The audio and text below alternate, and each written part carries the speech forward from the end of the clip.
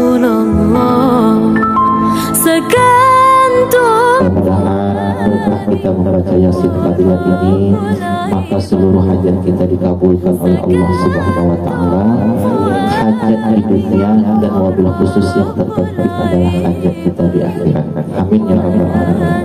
Mudah-mudahan berkah kita membaca Yasin Fadilah ini, maka keluarga kita, anak cucu keturunan kita, tetangga kita, masyarakat kita diberikan keberkahan oleh Allah dengan dibukakan pintu hidayah dan dibukakan pula pintu kita kepada mereka dan juga kepada kita semua. Amin ya rabbal alamin. Bapak Ibu yang saya muliakan, ya mengisi waktu 5 atau 10 menit setelah selesai membaca Yasin Fadilah ini, saya pertama ingin kembali mengingat puasa Ramadan kita dahulu. Jadi sekarang kita pasca Ramadan, maka sebenarnya ketika kita keluar dari Ramadan itu, maka apa sebenarnya yang harus kita lakukan? Orang kadang-kadang masuk di Ramadan karena tidak pakai ilmu, maka keluar Ramadan sama seperti sebelum Ramadan. Padahal Bapak Ibu, ketika kita masuk Ramadan itu, kalau kita tanya dengan hati kita yang paling dalam, jauh ke dalam hati kita tersebut, dengan akal pikiran kita ini, maka kita pasti akan bertanya, mengapa sahur buka, sahur buka, sahur buka 30 hari lamanya, sahur buka, malam tarawih balik ke rumah tidur, sahur lagi buka lagi, sahur lagi buka lagi. Sebenarnya ketika kita sahur buka itu, apa sebenarnya hikmah di baliknya? Maka itu orang yang berpuasa di bulan Ramadan tidak ketemu hikmah Ramadan dan keluar dari Ramadan itu tidak bawa apa-apa. Maka itu apa hikmahnya ketika kita bersahur dan berbuka? Maka itu Bapak Ibu merasakan dalam hati kita, ternyata ketika kita bersahur tersebut lalu tidak makan, tidak minum itu, maka hikmah yang pertama adalah Allah itu ingin mengajarkan kita, yaitu untuk merasakan penderitaan orang lain. Ini yang pertama Bapak Ibu. Mengapa? Karena orang tidak makan, tidak minum itu menderita. Banyak orang yang puasa itu menderita luar biasa karena tak makan, tak minum. Maka itu ketika dia bersahur tidak makan, tidak minum secara syariat, maka Allah mengajarkan kita itu untuk merasakan penderitaan orang lain. Kalau seandainya puasa satu hari itu kita menderita karena lapar perut, haus yang luar biasa, ternyata di luar sana, di luar rumah kita itu ada orang yang beberapa hari tidak ketemu makanan. Bukan sehari 2 hari, seminggu 2 minggu tak ketemu makanan. Ada orang yang tak ketemu minuman, jangankan air kopi, jangankan air teh, jangankan air buah yang kita beli ketika ngabuburit namanya, ngabuburit tersebut, air putih pun dia tidak ketemu beberapa hari lamanya. Bayangkan, maka itu ketika bersahur tidak makan, tidak minum, lalu berbuka, Bapak Ibu kalau berpuasa hari panas, sahur tidak makan, tidak minum, hausnya luar biasa, ketemu air, ketemu makanan, nikmatnya luar biasa. Maka ketika keluar dari Ramadan kita diperintahkan untuk merasakan penderitaan orang lain.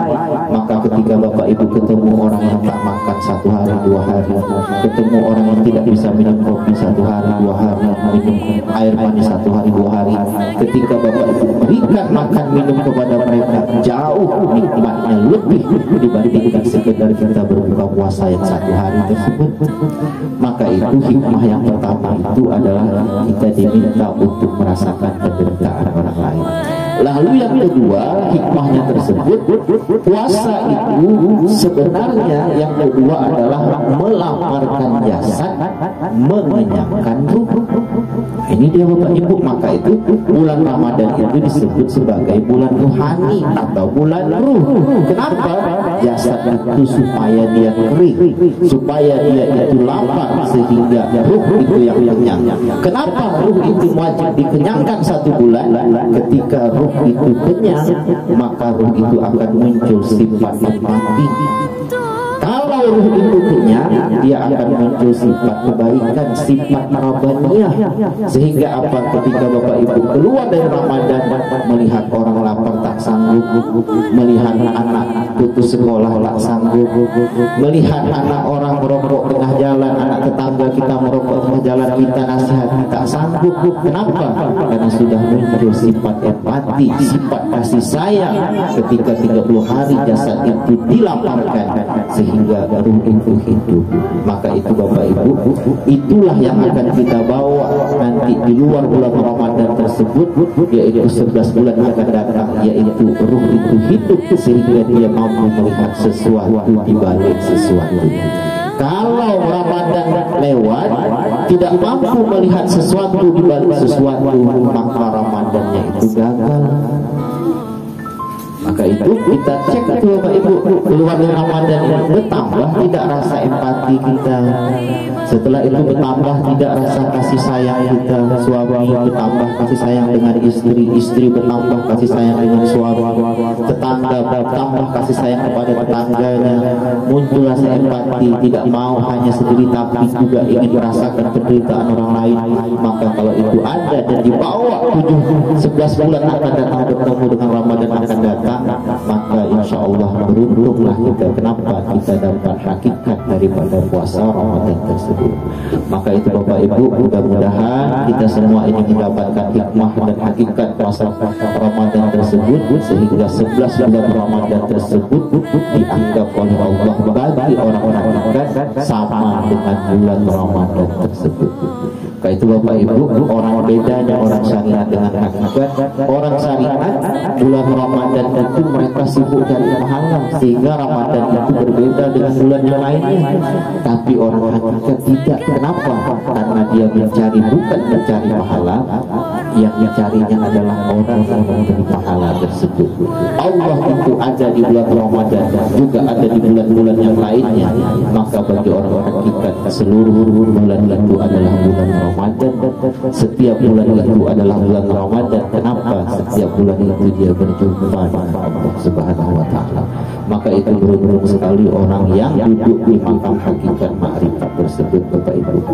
Mudah-mudahan Bapak Ibu dalam hidup ini kita sampai kepada Allah Subhanahu wa Ta'ala. Dan insya Allah pengajian kita yang akan datang, yaitu mulai malam minggu nanti, kita akan lalui dengan 2 kitab. Kitab yang pertama kemarin tentang setengah jam, dan kitab yang baru setengah jam. Mudah-mudahan Bapak Ibu dalam setahun 2 tahun ini kita bisa paham. Kalau kitab pertama itu sebenarnya mutu qabla al-tamutu, memandikan diri sebelum itu isinya sebenarnya Bapak Ibu. Setelah Bapak Ibu mampu mutu qabla al-tamutu pada kitab yang pertama tersebut, maka kitab yang kedua itu adalah simpulannya. Rupanya simpulan mutu qabla al-tamutu itu lebih panjang dari yang pertama. Maka itu disitulah nanti kitab kedua itu kita mengenal siapa Tuhan tersebut. Saya sering sebut pena itu nama. Mana orangnya yang kita pegang untuk menulis? Songkok itu tulis katanya itu nama. Orangnya mana? Ini yang saya pakai. Ini orangnya. Saya bilang apa namanya? HP, handphone itu nama. Ini orangnya.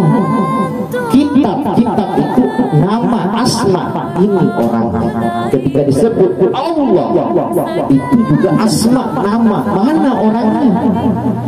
Wajib orang sampai tahu siapa pemilik nama Allah tersebut. Maka kitab ini akan menyampaikan kita kepada siapa yang punya nama Allah tersebut.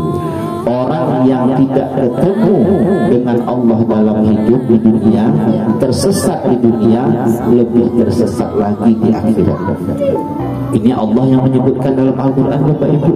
Orang yang tersesat di dunia lebih tersesat lagi di akhirat.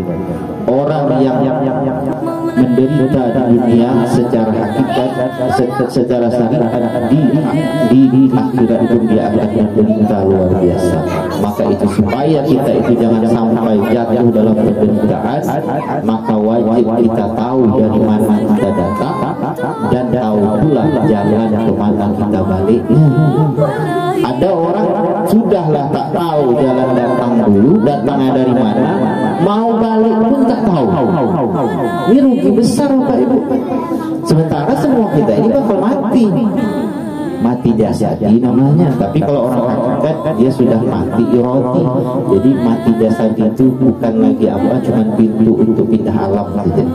Jadi kalau orang tidak paham itu, maka kalau dia tidak tahu jalan datang, tak tahu jalan pulang, maka tersesatlah ruhnya itu tidak sampai kepada Allah. Maka itu Bapak Ibu, mudah-mudahan kita, karena makrifat ini adalah kesadaran tertinggi, maka itu mudah-mudahan kita bisa juga sampai pada tingkat kesadaran tertinggi, yaitu makrifat tersebut. Dan memang wajib kita mengaji ilmu makrifat ini, lalu nanti untuk melunakkan kalbu kita ini, kita yaitu beramal dengan amalan yang makrifat.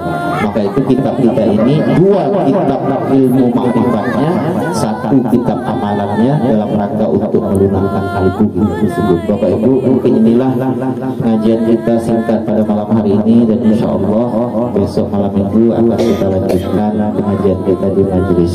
Terima kasih banyak, mohon maaf, mohon dihalalkan. Assalamualaikum warahmatullahi wabarakatuh. Dan mungkin ini ada sampaian dari sekretaris juga nih, macam mana?